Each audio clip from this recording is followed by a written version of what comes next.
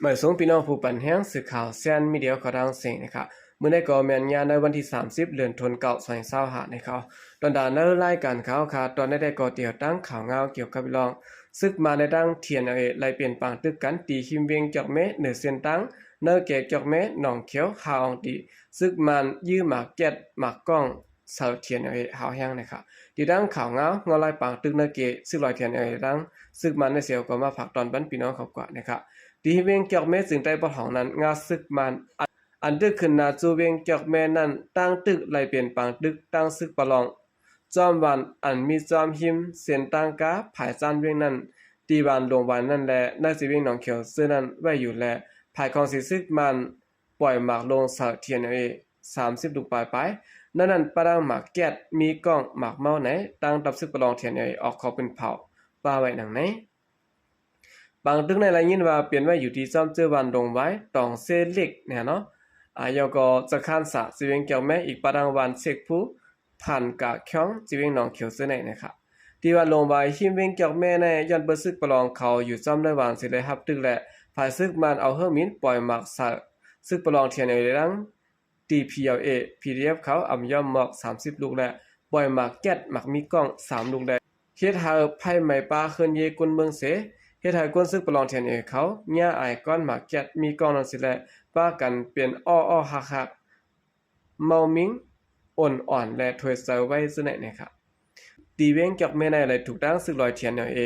อ่อนโหดซุ่มลุกพื้นซึกธนูตีเพียวโคมตั้งซึกมอน MLA และดัง PDF อันซึกประลองเขาปกป้องกำแถมปันการซึกและกองกลางซึ่งนั้นคมกันเสตึกซิมเอาไลพร้อมแผนการยันซึก1027เมื่อนั้นเดือนออกาศในปี2024นั้นอยู่นะครับไว้หลังตับซึกมันหลอดตึกซิมเอาไลขึ้นเวียงหนองเขียวเมื่อเลือนแก่หลายปนมาในยาวเมื่อวันที่10เดือนออกาศนั้นซึกมันเขาโทษซึกเข้าก่อนในพื้นที่หนองปิงสิเวียงเกี่ยวแม่นั้นเสียแหละแต่เป็นบางตึกการตั้งตับซึกปองจุเทียนในดัง TPLA PDF เขาหาวแห้งมาแต่เดินปลายยาวเสียตะต่อถึงยามเดี๋ยวในกอบางตึงในตั้งตึกสืบเปลี่ยนไว้อยู่อำถัดนะครับภายของสิซึกมันก็เลือเสโทซึกหลอดตึกตั้งนาลินยาวจัดบาต้นและเฮอมินจะในสืบเอาหมากปล่อยสาวเทียนอยู่เขาหาวแห้งไว้อยู่นะครับอำกึดอำลึเนี่ยเนาะยอดบางตึกในเสียแล้วเฮ็ดให้เจ้าคือใต้และต่างเจ้าคือในพื้นที่จะเวียงเกี่ยวแม้เจียมในเวียงนอกเวียงไหลลูกตายมาเจียบและตีอยู่ด้านเซาเฮินเยปะดังอองตีศาสนาบัดยองสนัยเกาะไหลลูกก้อยก็ซ้อมตั้งน้ำเจียมกวนเมืองสังฆาเจ้าเกาะไหลวันกันเงื่องปลายเพจำ1เหมือนเกาะนะครับ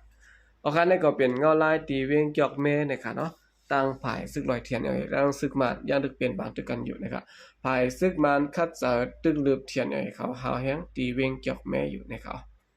สืบเสนอข่าวขึ้นมาถ่อมด้วยข่าวเงาเกี่ยวกับเลยลองรวมแรงแห้งอย่าปูร้อยตีเขาในเมืองไทยในเมืองใต้ในเดือน September เสียงในเนาะปลายเดือนในนั้นค่ะเนาะในวันที่29เดือนธันวาคม2025ขย่ำกลางนาเจ้า1 โมงลมแรงโปรลอยอันลูกต่างป่างหลายเมืองฟิลิปปินส์มานั้น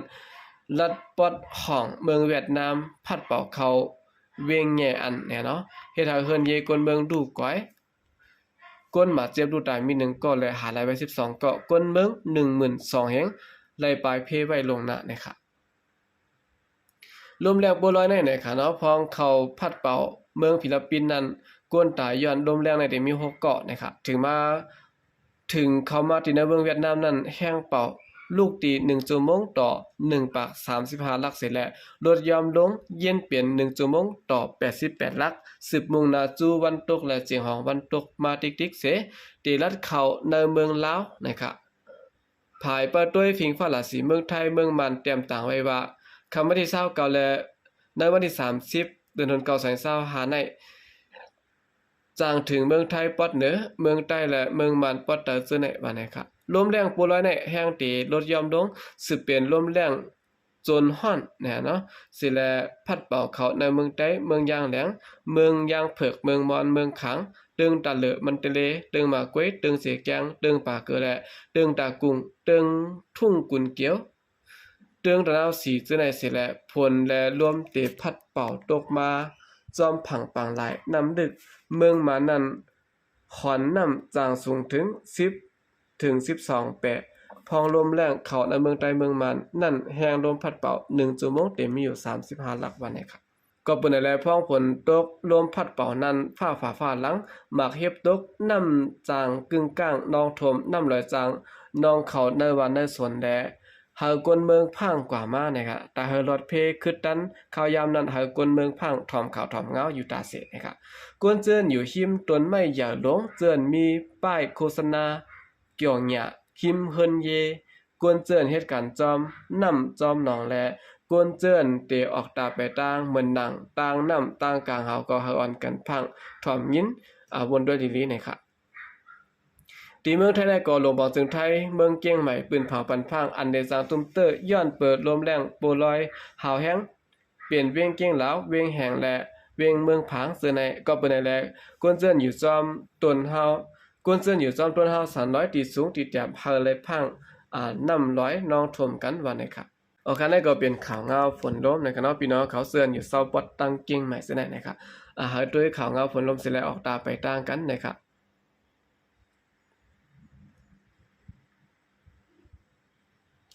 สืบเสนอข่าวขึ้นมาถ่อมด้วยข่าวเงาเกี่ยวกับเรื่องรองก้นขายกุ่นได้การลาเซียวข้างป้องย่านเปิดไหลใส่ขวัญน้ำในเขาย่ำเหลียวนาเวียงลาเซียวจึงได้ปะหองในห้องการผายเหลื่อมได้อันอยู่ประซึกมันกุ้มกำเจ้าหัวคอลายอันเสแลเก็บขอนกลเมืองจอมหั่นขายกุ่นจอมกัดหาวแห้งมากูวันเฮ็ดให้เจ้าหั่นกำพองไหลปันเงิน1 เดือนอ่ำยอม4-5 หมื่นเปียเนี่ยค่ะ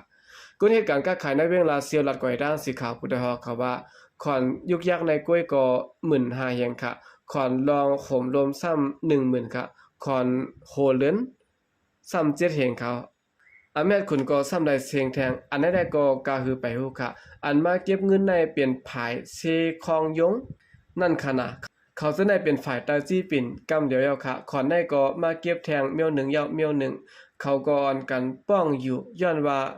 กำไหลเก็บในครับว่าตา1 เดือนในเพราะว่านับด้วยขอนตั้ง4เมียวใน1ห้านในเตแมนอยู่4-5 หมื่นเยาเพราะว่าอำปันเงินไหนซ้ำว่ามาเกลิดกันตีลุ่มแหล่ในเจอในแทงนะครับนอกเลยเสียไหลปันขอนนำแห้งยาวการหากินเล่งต้องกวนเบิ้งตกแต้ม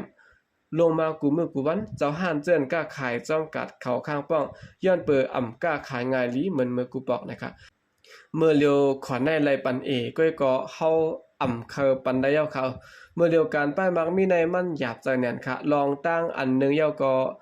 ย้อนเปิดมันอ่ำป้อขายดีนั่นค่ะนะเพราะว่ามันขายดีได้ก็เงินบอกในเผออ่ำต้วยคันนังเก่าค่ะเนาะประมาด้วยโคนุ่งว่าสังว่าเจอในป้อเปิ้นอ่ำดูแห้งๆเปิ้นก็อ่ำซื้อคาลุกับเมื่อเร็วแน่ก็เปิ้นเจ้านั้นแหละมันก็สำคัญจังซี่แหละเงินอ่อน 10,000ก็มาตึกเคอเข้าอยู่แลเขาวนอย่าไปอยู่ค่ะกวนเหตุการณ์กล้าขายในเวียงลาเซียว10 ล้านนี่นังไหนในเวียงลาเซียวในคาซึกมันยึดเมืองยุกเอาตับกองภายการยุดยาและยายาตับกองภายกำจอยเคิงโคซึก626ตับภายปลายปีญะหมาย8ตับกองคลายะ68และตับกองโดดกากับเล็กตับกองภายเก็บขอนของซึกตับกองภายต่อส่งโดดกาภายก่อสร้างภายกับสืบเจในปักอยู่ซาไว้ตั้งนำเลยค่ะสิเวียงลาเซียวในภายซึกมันกุมกำไว้ใน12 ปอกเสียแลซึกเก่ากลางMND ซ้ำกุมกำไว้ภายนอกเวียงจอมบ้านจอมเอิงฉะนั้นสืบตื้อสันเข้าป่าในสิเวียงเสียนวีกว่านะครับโอเคนั่นก็เป็นเงาลายตีเวียงลาเซียวนะครับนอกต่างภายกวนเมืองหยาพึดเกี่ยวกับไปลองซึกมันเก็บขอนเราเลยสร้างขอนกูเลื้อนนะครับที่ได้มันขอนในนะครับเนาะถูกรีสร้างเป็นโฮปีมันนะฮะแล้วก็ถูกรีเก็บเนี่ยเนาะเหมือนเรื่องนะว่าหลายเปอร์เซ็นต์เนี่ยถูกรีนับเป็นเปอร์เซ็นต์มันนะครับเหมือนหนังว่าเฮาขายได้1เหลือใน 10,000 ถ้าว่า 1% นะครับที่ไรปันอยู่1เฮงฮื้อเจียนจังได๋มันถูกดีเป็นจังได๋นะครับเจอเลยว่ารับหูรับตาเก็บกว่าแน่เนาะการขอนได้นะครับคนเมืองก็ขายแหลมขายไรเฮแลดีกว่าเก็บขอนเขาเหมือนหนังอันเขาขายไรยามขายไรโฮเหมือนโฮแสนวันนั้นมันเปลี่ยนความไรนะครับเฮาถูกดีวนจังได๋นะครับเนาะกำในป้อเปิ้นขายไร 10,000 เฮาซ้ำกว่าเก็บ 20,000ในน้ำเม็ดมันก็เฮาขำแล้วนะครับ